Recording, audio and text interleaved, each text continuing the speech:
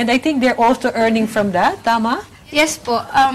Through our costumes po, may mga ibang hindi po cosplayer din. Kasi po, sa school po parang nagiging mainstream na po siya. May nagpapa-event na po yung mga school na cosplay event.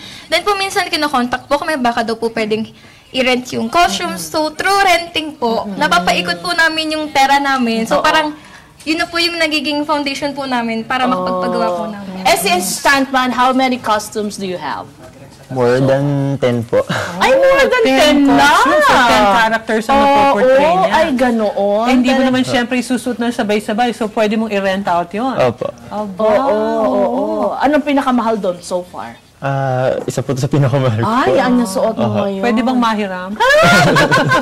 Eh, si Butler naman kaya. Sa ano po, 20 plus na po. Kasi Marami pala. ako po kasi yung tao na ako lang yung gumagawa ng costume ko. Like my makeup costume, Daimos. Meron po noon. And then Sasori. Tapos Gilgamesh po. Like po nung nakaraan, naglaban-laban po yung School by School sa SM Mall of Asia, Best of Anime. Nilaban ko po yung Sasori ko, yun.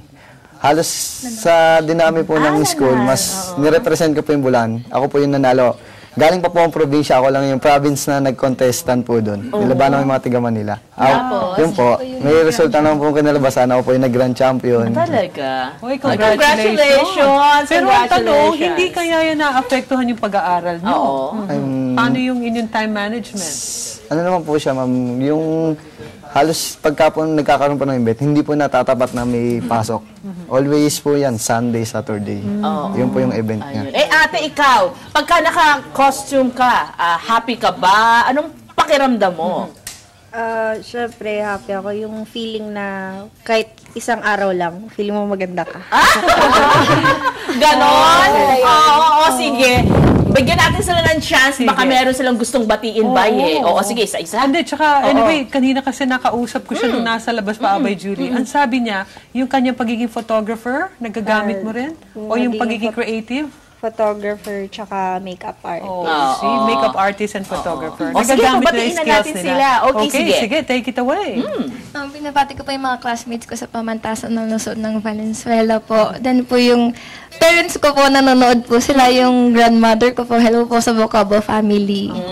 Yan. At si ate? Minabati ko lahat na nakakilala sa akin.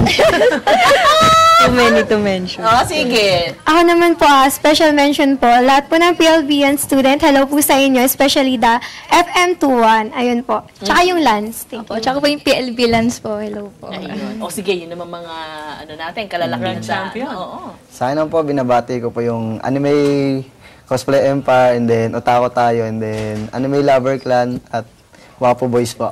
Ay sa inyo lahat. Oo. At si Stuntman? Ako naman po, binabati ko po yung mga families ko po dito sa pagko-cosplay. Otaku Dreamers Family, Aishiteru Anime, Anikuichi Otaku Faction, pati ang Code Zero and Anime Family at Otaku Tayo. Ingatan mo yung plaster mo, baka matanggal. Baka dumugo. Batiin mo daw yung mga taga, ano? Binabati ko po yung mga taga-control room. Hello po. Taga-OJT po. Ayan, OJT siya dito eh. Ayan, sige. O maraming salamat sa inyo. Congratulations. Thank you.